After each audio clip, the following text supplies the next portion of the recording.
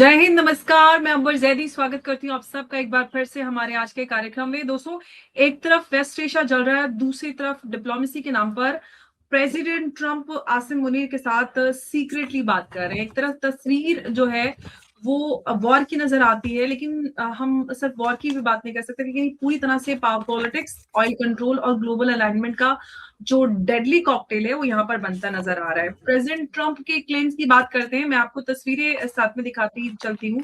ये तस्वीर आप देख सकते हैं, लेकिन पहले थोड़ी सी बात करते हैं, फिर मैं आपको इन तस्वीरों की जो पीछे की सच्चाई है वो मैं आपको बताती हूँ। तो ईरान के साथ जो टॉक्स की बात कर रहे हैं प्रेसिडेंट ट्रम्प, दूसरी तरफ जो ग्राउंड रियलिटीज है, हम जानते हैं कि मिसाइल स्ट्राइक्स और जो डिनाइल का दौर है वो चल रहा है। और इस सब के बीच में जो नया प्लेयर है पाकिस्तान, वो आता है। जो आप ये ट्वीट देखी है, जो व्हाइट हाउस जो ऑफिशियल्स हैं उनके द्वारा ये खबर आ रही है कि आसिम मुनीर और प्रेसिडेंट ट्रम्प के बीच में बात हुई है। और ये सारी बात क्या हुई है, इसको थोड़ा सा हम यहाँ पर समझने की कोशिश करते हैं कि प्रेसिडेंट ट्रम्प और आसिम मुनीर के बीच में जो बात है वो क्या हो सकती है।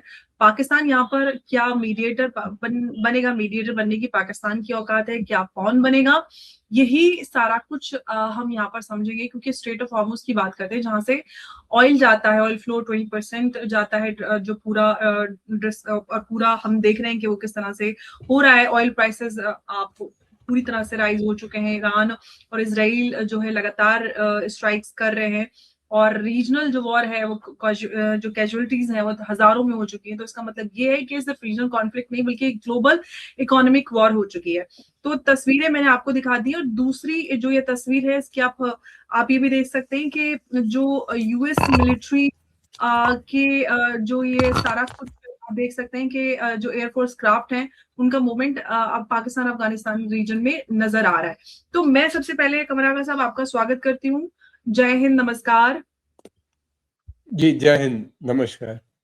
सर, ये सारी चीजें अपडेट आ रही है, जैसे कि हम जानते हैं कि पहले तो प्रेसिडेंट ट्रम्प पॉज की बात कर रहे थे, अब पाकिस्तान और की तरफ जाते हुए जो यूएस फोर्सेस के ये है वो कदम नजर आ रहे हैं। तो सर, सबसे बड़ी बात तो ये है कि अगर बात हो रही है तो ईरान ओपनली डिनाई क्यों कर रहा है? साथ साथ पाकिस्तान के साथ क्या सीक्रेट बैक चैनल डिप्लोमेसी हो सकती है, क्योंकि पाकिस्तान की औकात नहीं, या फिर कुछ और ये एक कहीं ना डिसेप्शन है अमेरिका का, और बड़ा कुछ तैयार कर रहा है, बड़ी तैयारी हो रही है? जी अंबर जी, दो बातें हैं। पहली बात तो ये कि कोई डायरेक्ट बात ईरान से अभी नहीं की, ना ईरान करने पे राजी है। बैक चैनल बातें हो रही हैं। इस तरीके से हुई है कि तुर्की के फॉरेन मिनिस्टर इजिप्ट ने बात की है ईरान के फॉरेन मिनिस्टर से।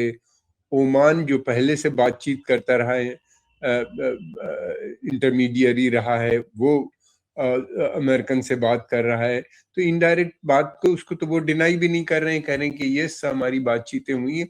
लेकिन जो ट्रम्प ने कहा कि किसी ईरानी ऑफिशियल से बात हुई है, वो नहीं। लोगों को शुबह था शायद मोहम्मद बाकर कालीबाफ से शायद बात हुई हो, जो कि ईरान के पार्लियामेंट के स्पीकर हैं। बहुत इंपॉर्टेंट पोजीशन होती है ईरान में स्पीकर की। तो उनका डिनायल आ गया है एक्स के ऊपर, ट्विटर हैंडल पे, कि हमारी कोई बात उनसे नहीं हुई है। तो इस तरह से डायरेक्ट तो बात नहीं है, लेकिन इनडायरेक्ट बात तमाम हो रही। फिर अरब देश, Saudi Arabia, UAE, Qatar, Bahrain, इन सब का प्रेशर है अमेरिका के ऊपर कि आप जंग जल्दी बंद कीजिए, इसलिए कि इनके बहुत नुकसान हो रहे हैं।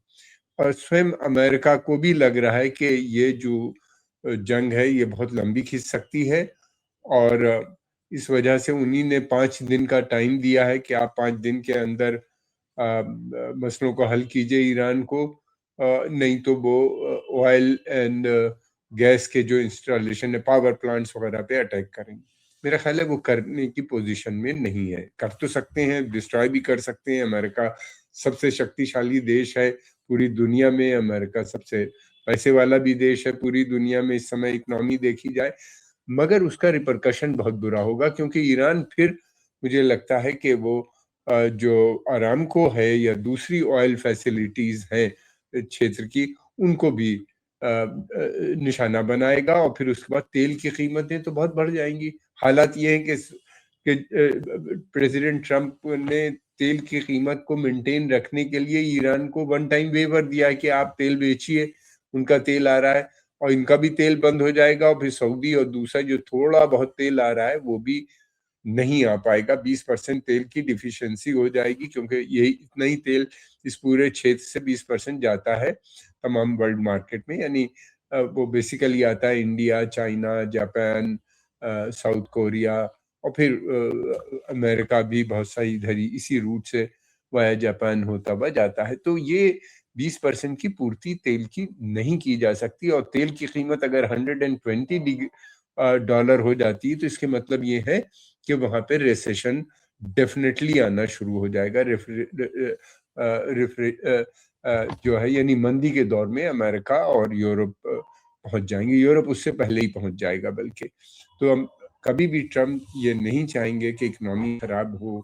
उनको इलेक्शन भी लड़ना है। अमेरिका के अंदर नंबर 1 एजेंडा इकोनॉमी ही होता है। वहाँ के लोग जो वोटिंग करते हैं वो ये देखते हैं कि कितना उनको फायदा हो रहा है, तेल की पेट्रोल की प्राइस कितनी है, फिर उसके अलावा ये कि वो ये देखते हैं कि प्राइस राइज को देखते हैं। तो ये तो बहुत अनकंट्रोलेबल हो जाएगा और बड़ी मुश्किल हो जाएगी। इससे कि तेल की कीमत बढ़ रही है और इन सब चीज़ों की कीमत बढ़ रही है तो वहाँ के ऊपर बाइंग पे असर पड़ रहा है।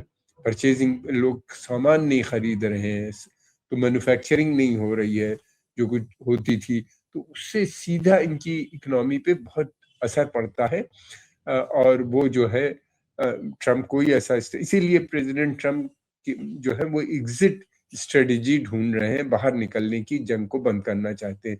नेतन्याहू ने भी कहा है कि हमारे ऑब्जेक्टिव पूरे हो गए, प्रेसिडेंट ट्रम्प ने भी कहा है जब कि हमारे ऑब्जेक्टिव, जबकि ऐसा लगता है दोनों के ऑब्जेक्टिव कुछ नहीं पूरे हुए हैं। लेकिन वो बहरहाल क्लेम कर रहे हैं कि जंग रुके। वो ये कहते हैं कि हमने जो है सुप्रीम लीडर की मौत का वो लेते हैं, फिर उसके अलावा दूसरी तरफ वो ये कहते हैं कि हमने इनके बहुत से साइंटिस्ट, मिलिट्री ऑफिसर्स, इन सबको मार डाला है, इनकी नेवी को ध्वस्त कर दिया, इनकी एयरफोर्स बर्बाद हो गई है और इनके पास लीडरशिप नहीं है, इसलिए अब हम चाहते हैं कि युद्ध समाप्त हो। ईरान ये कहता है कि आपने शुरू किया था, खत्म हम करेंगे।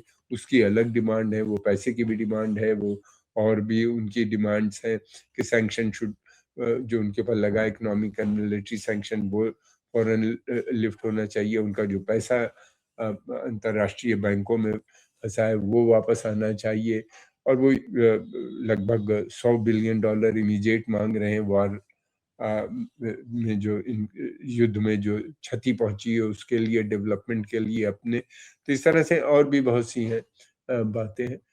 उम्मीद ये है कि कोशिश जो हो रही है सबकी मिल के, एक तरफ अरब कंट्रीज की तो दूसरी तरफ टर्की, इजिप्ट और क्या कहते हैं ओमान, सबकी, कि भाई ये युद्ध रुकना चाहिए। ईरान भी चाहेगा कि युद्ध रुके, उसकी यहाँ बर्बादी हो रही है जिस तरीके से, मगर ईरान ने अपनी शर्तों पे चाहता है कि वो, उसकी कुछ शर्तें जो हैं, बेसिक शर्तें जो हैं, खास तौर से सैंक्शंस वगैरह को लेके जो है वो लगनी चाहिए। और इंटरनेशनल गारंटी भी वो मांगता है कि दोबारा से आप सैंक्शन नहीं लगाएंगे, दोबारा से आप आप युद्ध नहीं छेड़ेंगे बातचीत के दौरान, बातचीत करके कि पता चला आपने टाइम लिया। पाकिस्तान का जो आप रेफरेंस कर रहे थे वो इसीलिए है कि अगर युद्ध फैलता है तो उन्हें पाकिस्तान के बेसिस की जरूरत होगी। पाकिस्तान का बॉर्डर ईरान से मिलता है। पाकिस्तान, सर मैं आपसे यहाँ अफगानिस्तान। पे मैं सवाल भी एक ऐड करना चाहती हूँ आपसे कि क्या ऐसा कुछ है कि जो अमेरिका है वो डायरेक्ट वॉर अवॉइड करके अब प्रॉक्सी की तरफ जाने की कोशिश कर रहा है, क्योंकि डायरेक्ट वॉर का नुकसान काफी उसको नजर आ रहा है। मेरा ख्याल है कि देखिए, वॉर में सारे ऑप्शंस यूज होते हैं। ये ऑप्शन उनका बहुत पहले से है, उन प्रॉक्सीज को वो बहुत पहले से यूज कर रहे हैं। और खासतौर से हमने देखा आईएसएस हो या इस तरह की बहुत सी रोग ऑर्गेनाइजेशंस हैं या मर्सिनरीज हैं, उनका इस्तेमाल अलग अलग जगहों पे उन्हीं ने, अमेरिकन ने किया है। और उनका भी इस्तेमाल वो पहले भी कर चुके हैं और अभी भी करेंगे। अफगानिस्तान, ईरान के अंदर जो बहुत से अटैक्स हुए थे उसमें, उसके पीछे अफगान के बहुत से लोग थे। अफगान रिफ्यूजीज को मोसाद ने रिक्रूट कर लिया था, जिसमें काफी बड़ी संख्या में उनको पकड़ा भी गया है। कई सौ हैं जो ड्यूरिंग जब वहाँ पे डिमॉन्स्ट्रेशंस हो रहे थे उसमें वो लोग ट्रेंड थे, जिस तरीके से आग लगा रहे थे बिल्डिंगों में और गवर्नमेंट ऑफिसेज में और दूसरी जगहों पे, ये बहुत ट्रेंड लोगों का काम था। इसलिए कि कम समय में बहुत सी जगहों को टारगेट उन्हीं ने कर दिया था। बहुत से पुलिस कर्मियों की हत्याएं जो हुई थी, चाकू का इस्तेमाल हुआ था, वो पकड़े गए हैं। बड़ी संख्या में उनका कंसाइनमेंट भी पकड़ा गया है, ईरान ने पकड़ा है। तो ये तो उनका है। पाकिस्तान इसके अलावा कर ही क्या सकता है? उसके पास यही एसेट है, आतंकवादी संगठन जो उन्हीं ने बनाए, इनको ट्रेन किए, उनका इस्तेमाल करते हैं। कुछ उनमें उसके खिलाफ भी हो गए हैं जिससे वो भुगत रहे हैं।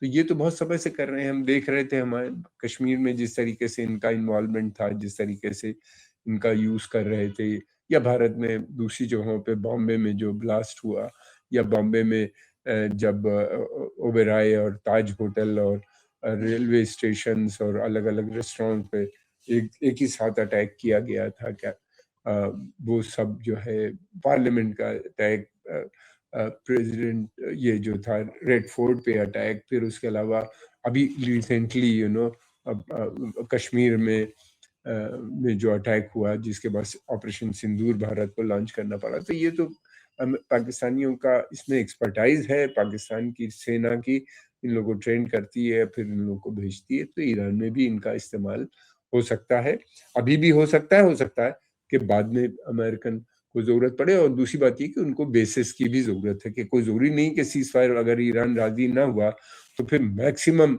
ये प्रेशर बिल्डअप करेंगे इजराइल और अमेरिकन बॉम्बिंग की, जिसके लिए ईरान कहता है कि हम तैयार बैठे।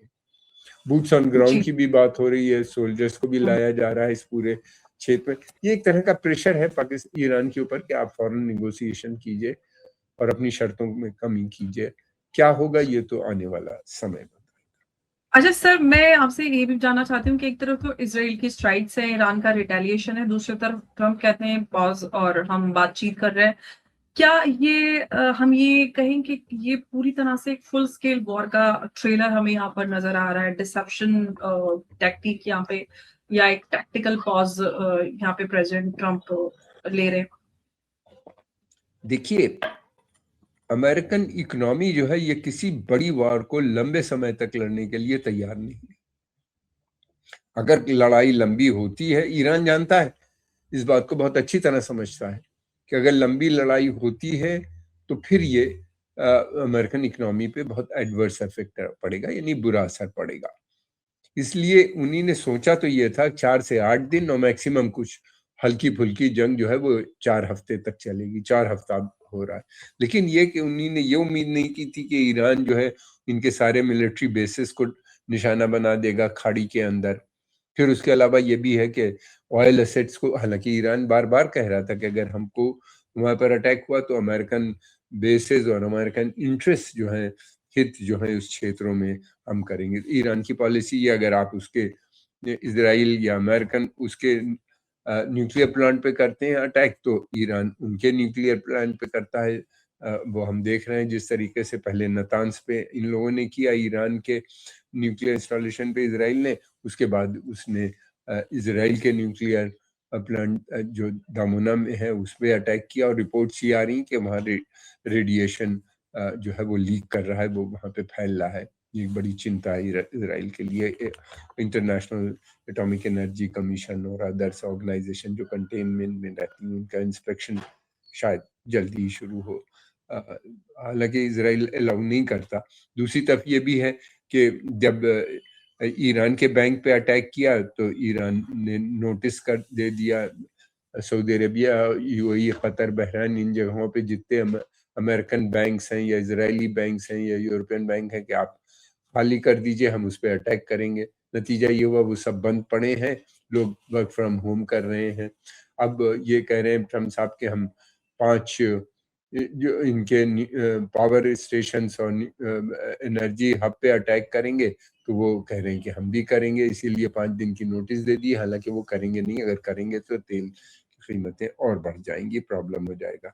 सिर्फ इनके इस स्टेटमेंट दे देने से कि बातचीत का दौर शुरू हो रहा है, कल अमेरिका में जो स्टॉक मार्केट था वो कई दिनों के बाद राइज करने लगा, ऊपर बढ़ रहा था। फिर उसके अलावा ये भी था कि तेल की कीमत भी तकरीबन कई डॉलर कम हो गई थी, $3-4 98 पे वहाँ पे शो कर रहा था।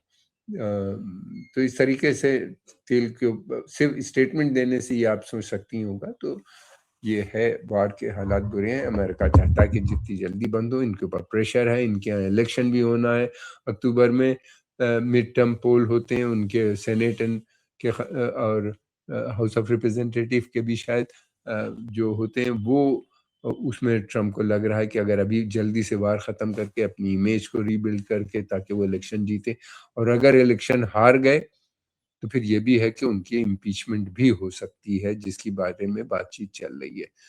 तो बहुत सी चीजें स्टेक पे हैं। उन्हीं ने वार को भी कह दिया कि पीट हेग्सेट रिस्पॉन्सिबल है जो कुछ हो रहा है। यानी मुझे तो लगता है कि उनको रिजाइन करना पड़ जाएगा अगर बातचीत आगे बढ़ती है या कुछ होता है। हो सकता है कि वो ट्रम्प सारा ब्लेम उनको दे रहे हैं। ब्लेम गेम भी अब शुरू हो चुका है। अच्छा सर, मैं क्विकली आपसे रिएक्शन इस पे चाहती हूँ चलते चलते, कि अगर अमेरिका इधर आ जाता है, पाकिस्तान में बेसिस इस्तेमाल करता है भारत के पड़ोस में, तो भारत के लिए क्या सिक्योरिटी कंसर्न्स और बहुत सारी चीजें जो पॉसिबल हमें नजर आती हैं, इम्प्लीकेशंस क्या क्या है यहाँ पे? देखिए, अगर पाकिस्तान में वो आता है तो पाकिस्तान पहली बात ये करेगा कि वो भारत के कश्मीर पे अटैक रिज्यूम, मिलिटेंसी को रिज्यूम करना। अमेरिका के लिए मुश्किल होगा उसको रोकना। अमेरिका वैसे भी ज्यादा नहीं रोकता, स्टेटमेंट जरूर दे देता है। फिर ये एक इंडिया को बड़ा टारगेट बनाना, जो वहाँ के जो सेना प्रमुख हैं उनका बहुत लक्ष्य है, बहुत समय से वो ये बात करते चले आ रहे हैं। गज़वाए हिंद बार बार करते हैं, और वो ये उनको एक टारगेट करने की एक बहाना मिलेगा, वो टारगेट करेंगे। अब देखना यह है कि क्या प्रेसिडेंट ट्रम्प उनको रोकेंगे या नहीं रोकेंगे। मेरा ख्याल है उनको रोकना भी पड़ेगा। इंडिया का प्रेशर होगा, इसलिए कि इंडिया रिटेलिएटरी मूव करेगा उनके भी ठिकानों पे, एटलीस्ट मिलिटेंट कैंप्स जितने हैं उनको उड़ाएगा। तो उससे एक फ्रिक्शन पैदा होगा जो अमेरिका नहीं पसंद करेगा इस समय। तो इसलिए हो सकता है कि अमेरिकन रोकने की बात करें। दूसरे ये कि इतने फॉरेन ट्रूप अमेरिकन ट्रूप्स वहाँ आते हैं तो भारत के लिए तो ये चिंता की बात पड़ती है कि ईरान और अगर पाकिस्तान के बीच में युद्ध एक मतलब वहां से शुरू होता है तो ईरान पाकिस्तान को टारगेट करेगा। बहुत से संभावनाएं नजर आती हैं जो इंडिया नहीं चाहेगा कि फिलहाल रिफ्यूजी क्राइसिस हो या इस किस्म की। पाकिस्तान इकोनॉमिकली फेल हो चुका है, उसके पास पैसा नहीं है। अब वो ये है कि इनको परमिशन दे देंगे बेसिस की तो उन्हें lakh 2 lakh billion, I mean 1 billion 2 billion America allow कर देगा कि आप वर्ल्ड बैंक से ले लो या IMF से, इनको कुछ पैसा मिल जाएगा पाकिस्तानियों को। पाकिस्तान की सेना जो है वो एक बिल्कुल मर्सिनरी सेना की तरह बन चुकी है जो अलग अलग कंट्रीज के लिए काम कर रही है। आतंकवाद को फैलाना या इस तरह भारत बॉर्डर पे टेंशन कर, या बांग्लादेश में जो कुछ किया उन्हीं ने वहां पे आतंकवादियों को ट्रेनिंग दे के शेख हसीना की हुकूमत को हटाया। तो इस वजह से, और दूसरी बात ये भी है कि बांग्लादेश के बाद से क्या जो इंसिडेंट हुआ हम देख रहे हैं कि उसके बाद से अमेरिका और ईरान के भी संबंध में, अमेरिका और पाकिस्तान के संबंध में इम्प्रूवमेंट हुआ। यानी पाकिस्तान को दोबारा से उन्हीं ने इंगेज किया है, और उसी के चलते सऊदी अरेबिया ने भी पाकिस्तान को इंगेज किया कि अगर उनके यहाँ इंटरनल प्रॉब्लम होती है तो पाकिस्तान से मदद लेंगे, इस्लामिक आर्मी मुस्लिम के नाम पे।